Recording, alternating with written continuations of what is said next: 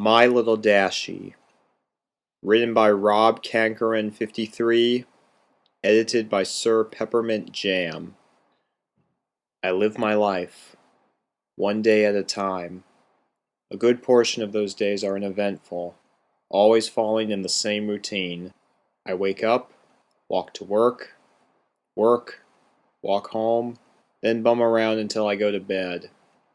Sometimes I'll hang with my few friends, while other times I'll just play video games or watch My Little Pony Friendship is Magic. Every so often, something new and interesting happens. I meet an old friend, I find $1 on the ground, or I get chased by a stray dog. Living in a dying city isn't very fun or interesting. This city was once full of life and color, but now most of the houses are sagging. The businesses sit empty and abandoned, and several open fields lay barren of the once great factories that helped drive the economy. I had never seen this city during those times in person, but I have seen pictures. My mother and father lived happy, and they could only wish the same for me growing up. Sadly, I cannot say I have achieved that wish of theirs. I've fallen into the same dull routine. Wake, work, sleep, repeat. I do have some moments of bliss, but the daily struggles I go through outweigh the small moments of joy I have. My Little Pony has helped, but it's still just another thing to give my hopes up on. Every time I see the show, or one of the ponies on a fan site, I recoil a bit at the bright colors, the joyful faces of the ponies, and the peaceful scenery of their world. It's so hard to look at that beautiful world, having it so close to my grasp. I reach out to touch its warm colors and bright smiling faces of the ponies, only to be stopped by my computer screen. I snap back to reality. It gets to the point where I simply shut down my computer and walk away. I do that a lot, especially after my parents' death. I go for a walk. When I feel sad, I walk. When I feel tired, I walk. Walking has become my second life in a sense. I spend at least half my day outside along the crumbling sidewalks and decaying suburbs. I've seen people come and go. I've seen buildings torn down, burned up, or have so much graffiti on its walls that its original color is unrecognizable. I very rarely pass any other people on my strolls. Most people don't like to look at their once beautiful city, their homes or former businesses. I don't blame them. In fact, I envy them. They saw this place with their own two eyes, seeing the buildings still standing tall and proud, the lawns freshly cut, the paved roads, and sidewalks still intact. The only thing I've ever seen that even comes close to my mother's paintings, each of them colorful scenes of this concrete world. She started painting once everything crumbled beneath her feet, making the sad scenery before her look beautiful. Her masterpiece is an open field that yielded a parking garage. Over it, she drew an amazing rainbow, my favorite picture. I guess that is part of why I like Rainbow Dash the most out of all the other ponies. Her colors, the amazing sonic rainboom, all remind me of that picture. There have been times I wish I had my own Rainbow Dash, or more realistically, a plushie of her, to curl up in bed with. I've made an old Simba into a temporary replacement until I'm able to save enough money for one. It helps, in a way, like holding it close will heal my wounds, my pain, and my sorrow. My feet, after countless hours of walking in my old shoes, pulsate under the sheet. And all the while, I'll hold that stuffed animal harder than a mother protecting her child. It's the only thing I can look at and feel true joy, even if it isn't physically the Rainbow Dash I want. It will have to do. Today, as usual, I walked to work. It was the same shit, just a different day, watching the same people enter the store, grab their merchandise, and pay, then walk out with bags in tow. My shift ended after several hours of this. I clocked out and started walking home. I decided to use a different route this time for a change in pace, a little something different from the normal path I walk. This part of town was hit the worst. Only a few houses still stand, and none of them occupied. It truly is a sad sight to see. And then again, it's really the only sight I see, the only sight I'll ever see. Or so I thought. I was stopped by something unusual, a stray cardboard box in the middle of the sidewalk. Now, living in this kind of area, I see trash all the time. Boxes, McDonald's cups, and plastic bags litter the streets and empty fields. But rarely will I see a cardboard box that isn't crushed in one way or another. I noticed this particular box because it happened to be in my way. During my younger years, I tried to do what I could for the community. I'd pick up trash when I saw it, or I'd attempt to help my neighbors. It was a losing battle. Nowadays, I'd given up any hope of cleaning the city, much less my neighborhood. Now I'll just pass the trash by, letting it blow away in the breeze or sit there and decompose. I let what's left of the people do their own things, since most of them don't care about anyone other than themselves. Why should I be any different? I walked past the box, barely giving it a glance. Nothing about it caught my attention right away. I continued on, my home not far away now.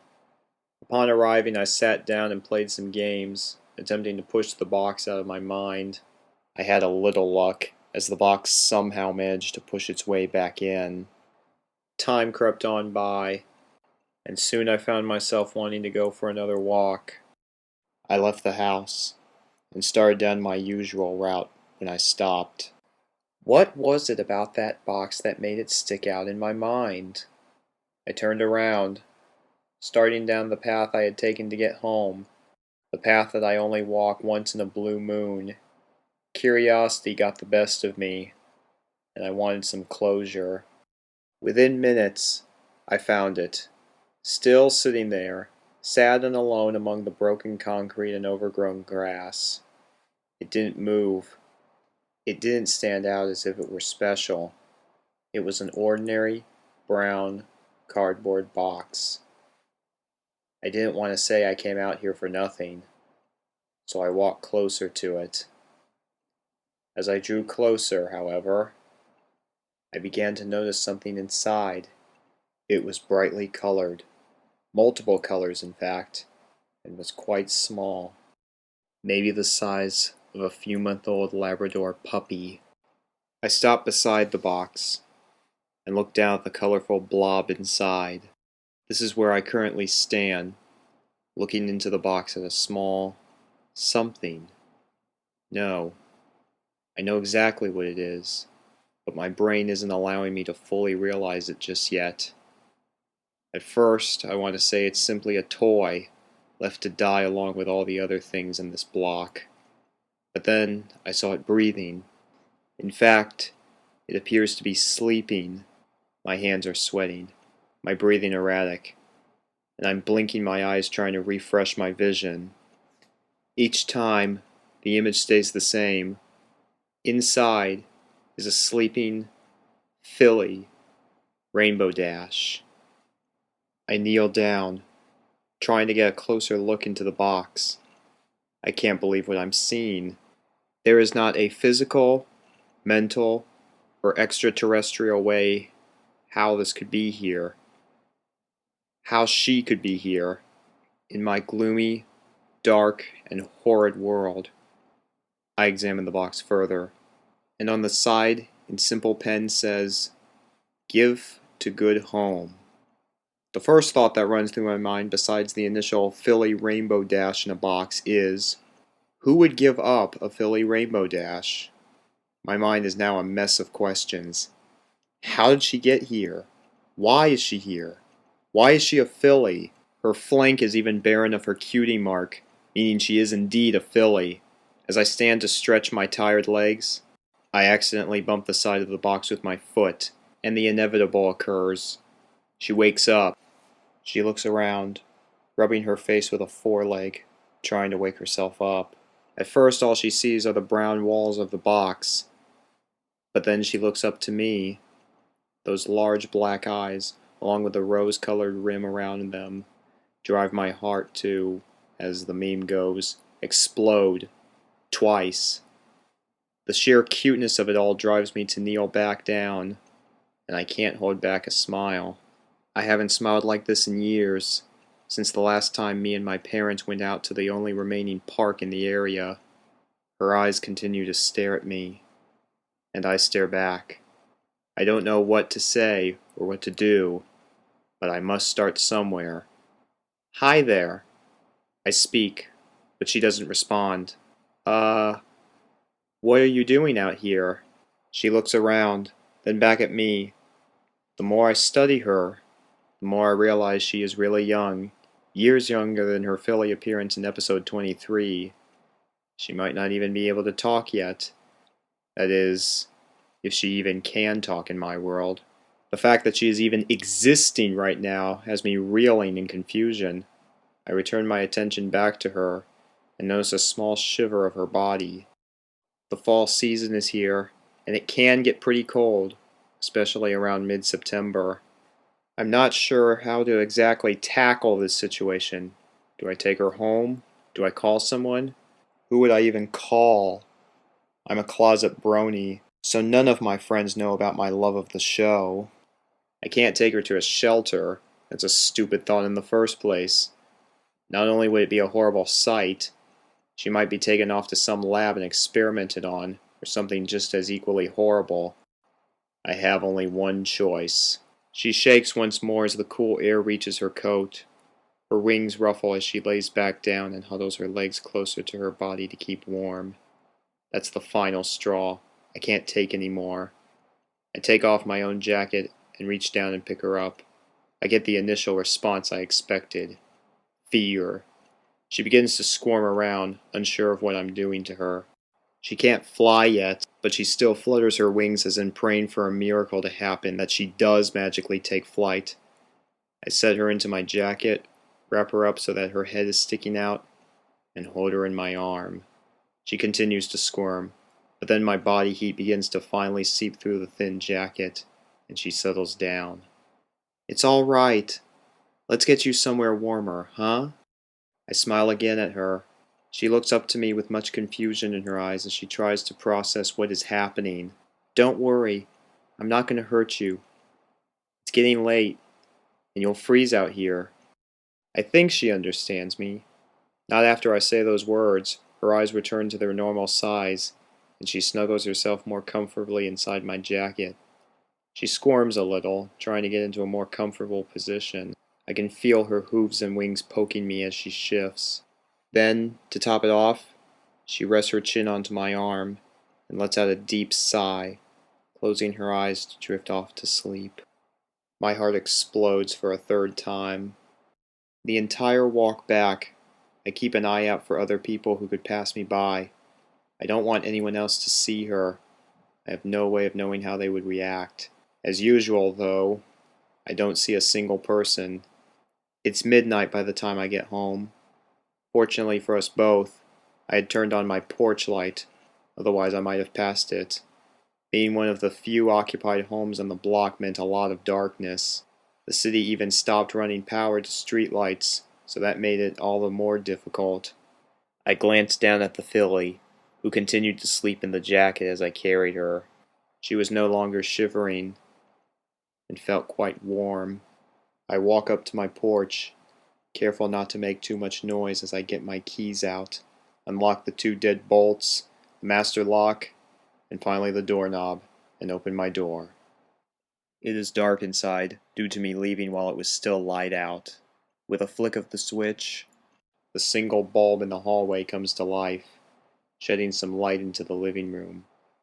Most of the furnishings are my parents'. Then again, so is the house. I became the owner of it after their passing, and have done what I can to keep it that way. Still with the Philly rainbow dash in my arm, I walk into the living room. As I pass my family portrait, I greet it with a, "Hello, Mom. Hello, Dad." I know they aren't there, but I know that they loved me, and that I love them. Helps me stay sane, and to keep going in my miserable life. As I enter the living room, I can feel stirring in my arm. She had woken up, most likely when I turned on the light, and is now getting antsy. With no idea what to do or how to tackle the situation, I sit her down on the couch. Immediately, she jumps out of the jacket and looks around, already investigating her surroundings. I continue to watch her as she explores the couch, then continues to the coffee table. What are you doing here in my world? I didn't mean to ask that out loud, but it just sort of happens every now and then. Only seeing my few friends once in a great while, I find myself talking to, well, myself a lot. I don't own a pet, because that just means more money to dish out, and I'm already struggling as it is. From my question, the only response is another blank look on her face. She tells me she has no clue either. Then again, what else should I expect from a filly who can't even talk yet? Are you lost? The moment the words left my mouth, her ears fall, and she looks to the ground. Oh. The realization strikes that she has no clue what is going on, where she is, who I am, or anything. She's beyond the word lost. She is misplaced. Well, until something happens, I guess you can stay with me. I see how she lifts her head up, ears starting to erect once again, and looks at me with worry. My words don't sound that encouraging, so I throw on a smile as I speak. Don't worry. I'm sure whatever brought you here will fix itself within time. We just gotta wait. Is that alright? I'm not sure why I asked that, but it seems to do the trick. Her ears perk right up and she smiles. The next few hours are spent giving her the grand tour of my house. Nothing amazing to see, and I avoid taking her into my bedroom out of fear that the large amount of dirty clothes would swallow her up. Afterwards, I give her something to eat. I break up some small carrots, and amazingly, I discover she has some teeth. Since she is still a filly, I wasn't sure if she could eat solid foods such as carrots yet. Then again, she is from a cartoon, so I don't know what is correct for her anyway. Satisfied with the food, she finds a comfy spot in my father's recliner and sits. I don't mind. It's not like I sit in it. I was never allowed to when he was alive, so why should that change even after his passing? It's his chair, but I'm not going to be mean to the filly for not knowing that, so I let her sit where she is most comfortable. I also give her a small blanket to wrap herself in, due to my house's current temperature. It's not as cold as it is outside, but my furnace has had problems since before my parents' passing. There was a trick to fixing it, but that died along with my father. I must have fallen asleep at some point. I honestly expected myself to be wide awake due to such an interesting event, but after the long hours at work and staying up to take care of Dash, my body had other plans. I'm not sure how long I was out before I awoke, but it doesn't matter. As I close my eyes, I feel something against my side. I look, and sleeping beside me is the small CN filly, her rainbow mane and tail still, her head resting on the inside of my elbow.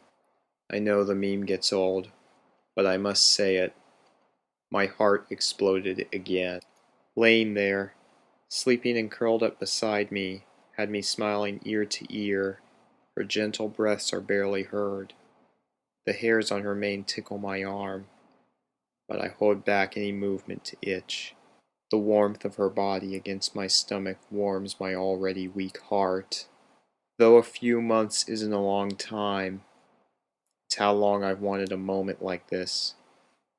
My own little pony, a Rainbow Dash plushie to sleep with and hold tight.